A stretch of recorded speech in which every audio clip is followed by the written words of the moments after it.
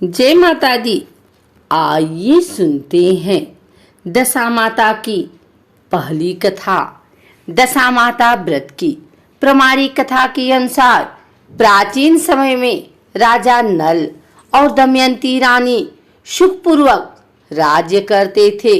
उनके 2 पुत्र थे। उनके राज्य में प्रजा सुखी और संपन्न थी। एक दिन की बात है कि उस दिन होली दशा थी। एक ब्राह्मणी राजमहल में आई और रानी से कहा, दशा का डोरा ले लो। बीच में दासी बोली, हाँ रानी साहिबा, आज के दिन सभी सुहागिन महिलाएं दशा माता का पूजन और व्रत करती हैं तथा इस डोरे की पूजा करके गले में बांधती हैं, जिससे अपने घर में सुख समृद्धि आती है। अतः रानी ने ब्राह्मणी से डोरा लिया और विधि अनुसार पूजन करके गले में बांध दिया। कुछ दिनों के बाद राजा नल ने दमयंती के गले में डोरा बंधा हुआ देखा। राजा ने पूछा, इतने सोने के गहने पहनने के बाद भी आपने यह डोरा क्यों पहना? रानी कुछ कहती, इसके पहले ही राजा ने डोरे को तोड़कर जमीन पर फेंक दिया। रानी ने उस डोरे को जमीन से उठा लिया और राजा से कहा, यह तो दशा माता का डोरा था। आपने उनका अपमान करके अच्छा नहीं किया। जब रात्रि में राजा सो रहे थे तब दशा माता स्वप्न में बुढ़िया के रूप में आई और राजा से कहा, हे राजा, तेरी अच्छी दशा जा रही है और बुरी दशा आ रही है।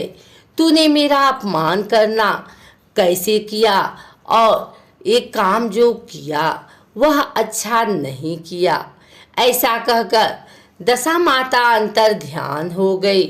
अब जैसे तैसे दिन बीतते गए, वैसे वैसे कुछ ही दिनों में राजा के ठाट बाट, हाथी घोड़े, लाव लश्कर, धन धान्य, सुख शांति सब कुछ नष्ट होने लगे। अब तो भूखे मरने का समय तक आ गया। एक दिन राजा ने दमयंती से कहा, तुम अपने दोनों बच्चों को लेकर अपने मायके चली जाओ। रानी ने कहा, मैं आपको छोड़कर कहीं नहीं जाऊंगी। जिस प्रकार आप रहेंगे उसी प्रकार मैं भी आपके साथ रहूंगी। तब राजा ने कहा, अपने देश को छोड़कर दूसरे देश में चलें। वहाँ जो भी काम मिल जाएगा वही काम कर लेंगे। इस प्रकार नल दमयंती अपने देश को छोड़कर चल दिए। चलते चलते रास्ते में भील राजा का महल दिखाई दिया। वहाँ राजा ने अपने दोनों बच्चों को अमानत के तौर पर छोड़ दिया। आगे चले तो रास्ते में राजा के मित्र का गांव आया। राजा ने रानी से कहा, चलो हमारे मित्र के घर चले। मित्र के घर पहुंचने पर उनका खूब आदर सत्कार हुआ और पकवान बनाकर भोजन कराया। मित्र ने अपने शयन कक्ष में सुलाया। उसी कमरे में मोर की आकृति की खूंटी पर मित्र की पत्नी का हीरो जड़ा कीमती हार टंगा था। मध्य रात्रि में रानी की नींद खुली तो उन्होंने देखा कि वह बेजान खूंटी हार को निगल रही है। यह देखकर रानी ने तुरंत राजा को जगाकर दिखाया और दोनों ने विचार किया कि सुबह होने पर मित्र के पूछने पर क्या जवाब देंगे। अतः यहाँ से इसी समय चले जाना चाहिए। राजा रानी दोनों रात्रि को ही वहां से चल दिए। सुबह होने पर मित्र की पत्नी ने खूंटी पर अपना हार देखा। हार वहां नहीं था। तब उसने अपने पति से कहा, तुम्हारे मित्र कैसे हैं जो मेरा हार चुराकर रात्रि में ही भाग गए? मित्र ने अपनी पत्नी को समझाया कि मेरा पुत्र कदापि ऐसा नहीं कर सकता। धीरज रखो, कृपया उसे चोर मत कहो। आगे चलने पर राजा नल की बहन का गांव आया। राजा ने बहन के घर खबर पहुंचाई कि तुम्हारे भाई भौजाई आए हुए हैं। खबर देने वाले से बहन ने पूछा उनके हाल चाल कैसे हैं। वह बोला दोनों अकेले हैं, पैदल ही आए हैं तथा वे दुखी हाल में हैं। इतनी बात सुनकर बहन थाली में कांदा रोटी रखकर भैया भाभी से मिलने आई। राजा ने तो अपने हिस्से का खा लिया, परंतु रानी ने जमीन में गाड़ दिया। चलते चलते एक नदी मिली। राजा ने नदी में से मछलियां निकालकर रानी से कहा तुम इन मछलियों को भूनो, मैं गांव से परोसा लेकर आता हूँ। गांव का नगर शेख सभी लोगों को भोजन करा रहा था। राजा गांव में गया और परोसा लेकर वहां से चला तो रास्ते में चील ने झपट्टा मारा तो सारा भोजन नीचे गिर गया।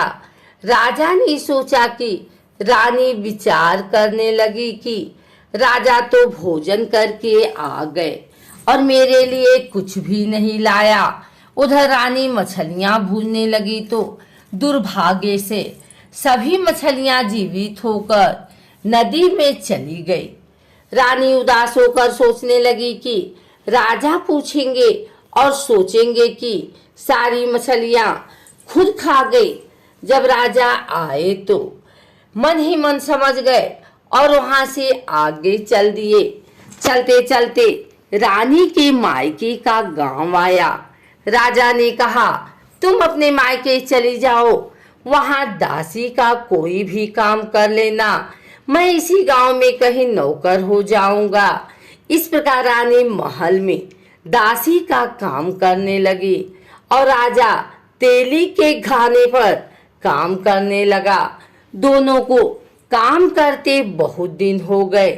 जब होली दशा का दिन आया तब सभी रानियों ने सिर धोकर स्नान किया। दासी ने भी स्नान किया। दासी ने रानियों का सिर गूथा तो राजमाता ने कहा मैं भी तेरा सिर गूथ दूं। ऐसा कहकर राजमाता जब दासी का सिर गूथ रही थी तो तभी उन्होंने दासी के सिर में पद्म देखा। यह देखकर राजमाता की आंखें भर आई और उनकी आंखों से आंसू की बूंदें गिरी। आंसू जब दासी की पीठ पर गिरे तो दासी ने पूछा आप क्यों रो रही हैं?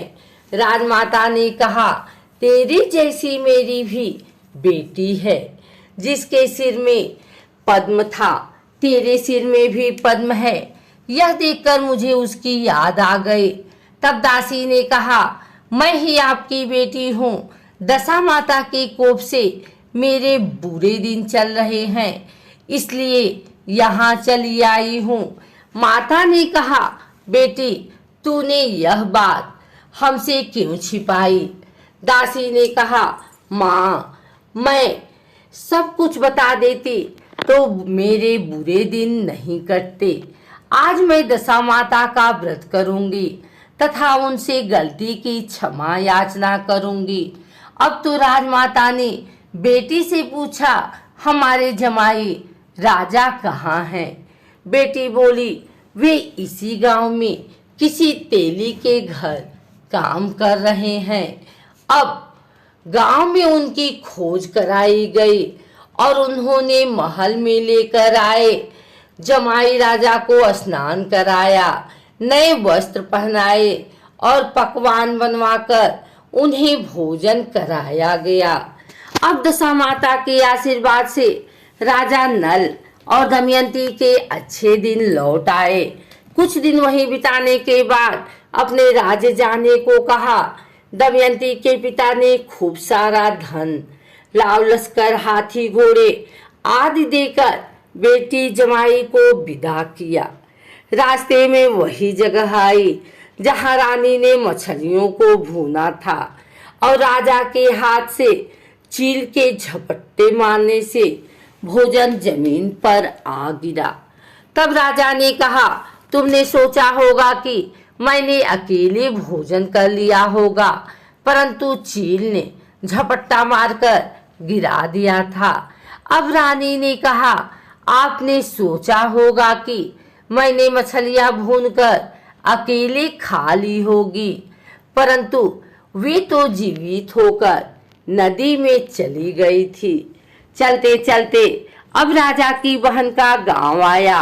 राजा की बहन के यहाँ खबर भेजी। खबर देने वाले से पूछा कि उनके हाल चाल कैसे हैं। उसने बताया कि वे बहुत अच्छी दशा में हैं। उनके साथ हाथी घोड़े लाव लश्कर हैं। यह सुनकर राजा की बहन मोतियों की थाल सजाकर लाई। तभी दमयंती ने धरती माता से प्रार्थना की और कहा, माँ, आज मेरी अमानत मुझे वापस दे दो। यह कहकर उस जगह को खोदा जहाँ कांदा रोटी गाड़ दिया था। खोदने पर रोटी तो सोने की और कांदा चांदी का हो गया।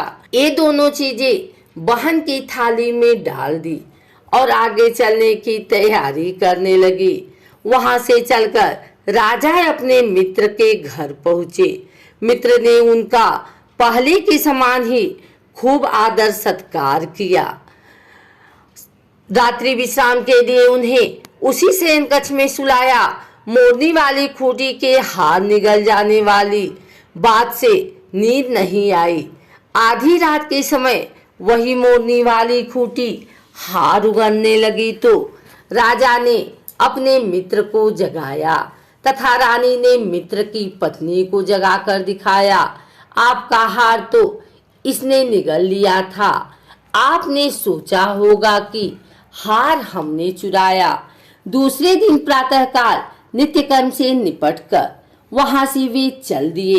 वे भील राजा के यहाँ पहुंचे और अपने पुत्रों को मांगा तो भील राजा ने देने से मना कर दिया। गांव के लोगों ने उन बच्चों को वापस दिलाया। नल दमयंती अपने बच्चों को लेकर अपनी राजधानी के निकट पहुंचे तो नगरवासियों ने लाव लश्कर के साथ उन्हें आते देखा। सभी ने बहुत प्रसन्न होकर उनका स्वागत किया। गाजे बाजे के साथ उन्हें महल पहुंचाया। राजा का पहले जैसा ठाट बाट हो गया। राजा नल दमयंती पर दशा माता ने पहले कोप किया, ऐसी किसी पर मत करना, और बाद में जैसी कृपा करी वैसी सब पे करना।